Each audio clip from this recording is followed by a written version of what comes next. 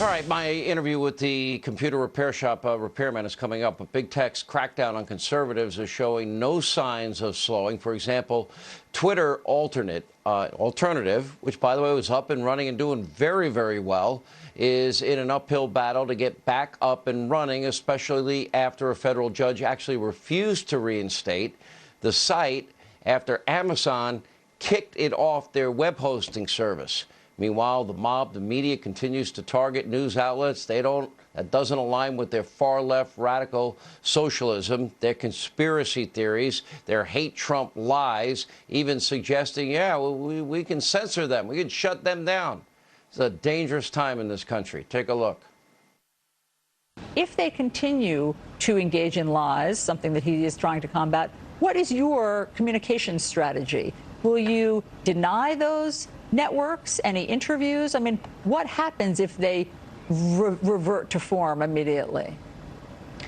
Well, what I could say about our communication strategy is we are committed to reaching every American. If media companies are willfully lying or are not carrying forth straightforward, honest information from the president when we make him available or from administration officials when we make them available, then of course that's something that we're going to think about and we're going to factor in. There's a broader societal issue that it's going to take many years to detox the disinformation, the lies, the hate that has been spread.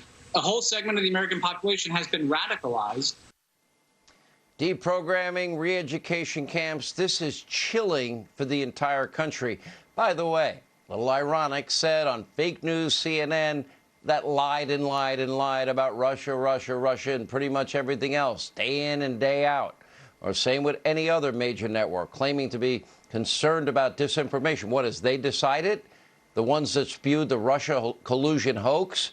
The one that went along with the fake, phony, Hillary bought and paid for Russian disinformation steal dossier? Here was reaction. Fox News contributor Dan Bongino. You know, and you have a small little tiny piece of parlor. And I talked to some of the guys you work with. They're great guys. And now I see they're attacking you every way imaginable. Is the FBI now investigating you? It's on Drudge tonight. Yeah, I mean, Sean, is this even America anymore? I don't even, like I said, I talk to you sometimes kind of offline and stuff, but I haven't had a sound good night's sleep in probably 3 weeks now. Listen, I know liberals probably, because they love to inflict pain and, they're totalitarian imposts. They love to destroy people. They probably enjoy that. They're probably laughing, I can imagine right now. But I wake up every morning and I don't even look for good news. I just look for less bad news. We had a representative today, Carolyn Maloney, who's the chair of a very powerful committee, a congressional representative, suggests to the FBI director that he investigate Parler. Did you hear the reasons why? Tell me we still live in America after this one, please, or a free America. This is the leftist America, which they want to turn into a Marxist superstate. But they wanted us investigated because one of our executives' wives happened to be born outside of the country. Now, I know you're waiting for a punchline. No, that's it. So let me get this straight. I'm not waiting for a punchline. I want to find a cry room and say this can't happen in our country. That actually happened. And by the way, her family, the executive's wife's family, happens to be Muslim and lives in a region outside of Russia and is dirt poor. Actually, one of my partners sent me a picture of the outhouse outside their house. So the Democrat slimeball totalitarian losers and this loser Maloney decides she wants the FBI to investigate our company because the executive married a woman whose family is really, really poor and happens to reside in Russia. She presents no evidence whatsoever. Isn't that xenophobic and Islamophobic? I thought the left told us that. And their second reason is even more hilarious.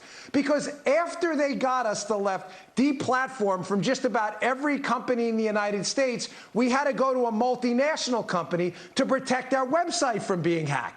So they want the FBI to investigate us. And you know what? After the FBI's ridiculous performance in the Spygate hoax, I wouldn't be surprised if Christopher Wray himself is knocking on my door next week. I'm not even joking. If him or his agents were there next week, I'll report it on. I would not be surprised at all. I could see them knocking on the door. Hey, we heard one of your executives married a woman born outside of the United States.